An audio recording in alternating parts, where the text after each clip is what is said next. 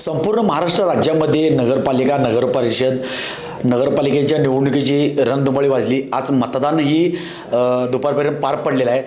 तर यातच असा एक बॉम्ब फुटला की जे मतदान प्रक्रिया मतमोजणी येणाऱ्या 21 तारखेला घ्यायचा कोर्टाने निर्णय दिला। आपल्याबरोबर राजू शेट्टी साहेब सांगाल, सध्या या इतक्या वर्षात तुम्ही निवडणुका लढवल्या, पण असा खेळखंडोबा कधी पाहिला आहे? कधी निवडणूक पुढे गेली, परत प्रचार करून 2 दिवस राहतात ना, तोपर्यंत 24 नगरपालिकेची निवडणूक पुढे गेली, परत आज कोर्टाने निकाल दिला की मतमोजणी एकत्रित घ्या।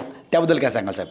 सहकारी संस्थांच्या निवडणुकासारखं हा निवडणूक आयोगानं आणि कोर्टानं खेळखंडोबा सुरू केलेला आहे। मुळामध्ये गेल्या 7 वर्षापासून निवडणुका झालेल्या नाहीत। निवडणुकीची स्थानिक स्वराज्य संस्थांच्या ज्या मुदती आहेत त्याची मुदत संपून 7-7 वर्षे झाली निवडणुका होत नव्हत्या। प्रशासक काम करत होता।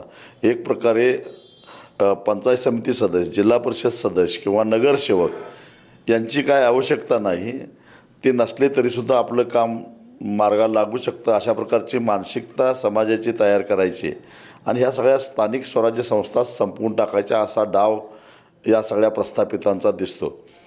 कारण स्थानिक स्वराज्य संस्था ह्यामध्ये काम करणारे जे नगरसेवक असतील, जिल्हा परिषद सदस्य असतील, उत्साहानं चांगलं काम तर करत असतातच, परंतु एक प्रकारे लोकप्रतिनिधी घडवण्याची ती एक कार्यशाळा आहे आणि त्यातूनच मग भविष्यामध्ये विधानसभा सदस्य, लोकसभा सदस्य मिळत असतात।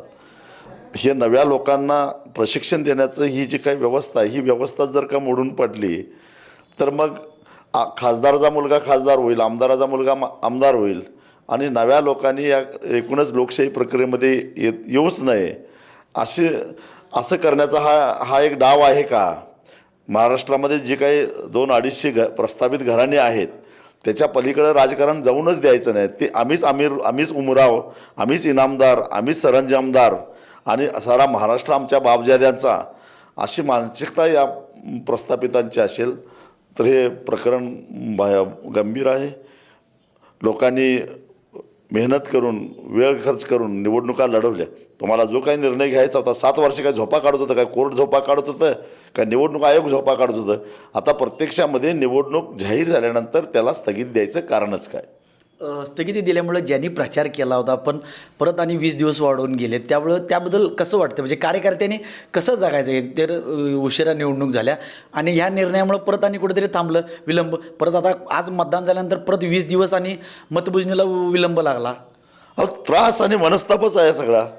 आणि मग एरवी सर्वसामान्य माणसाच्या हातून काही चुका झाल्या आणि त्यामुळं काही वेळा उशीर झाला तर त्याला पेनल्टी लावली जाते, विलंब शुल्क लावलं जातं।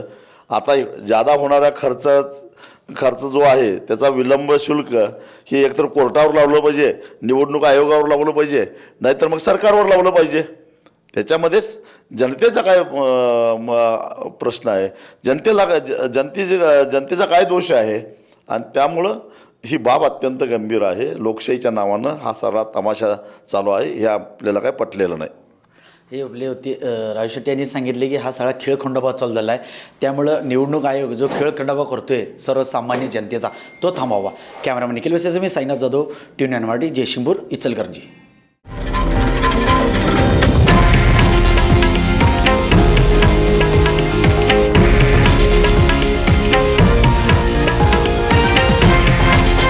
हे आहे देशातील नंबर 1 न्यूज नेटवर्क आणि आपण पाहत आहात TV9 मराठी, एकमेव।